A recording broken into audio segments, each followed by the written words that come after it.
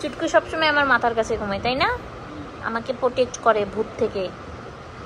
কিভাবে শুয়েছে ও আসলে মূলত আমার কাছে শুয়ে, কারণ হচ্ছে ওকে কালটু মানে যে কোনো সময় ধরে মাইর দেয়, তো যার কারণে ভয়ে সবসময় আমার কাছে থাকে, যাতে করে ওকে মাইর দিতে না পারে। ও ঘুমের মধ্যে ওকে মাইর দেয় বেশি, সেই জন্য হচ্ছে এই যে আমার মাথার কাছে শুয়ে থাকে।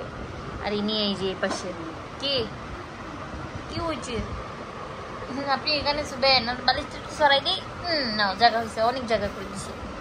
দুই ভাই দুই পাশে, একজন এখানে একজন এখানে। কি হয়েছে? ও বুড়া সাহেব ঘুম ধরছে? সে আজকে অনেকদিন পরে বিছানায় ঘুমাইতে আসছে, কারণ সে তো আসে না, সে তো বারান্দাবাসী, বারান্দায় ঘুমায়।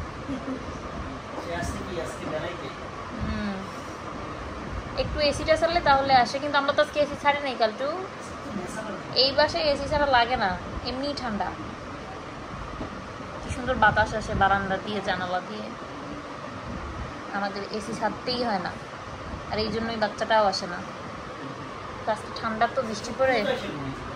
চুটকু এখানেই ঘুমায়, চুটকু আমার সাথে ঘুমায়, আমার সন্ধ্যা পাখিটা।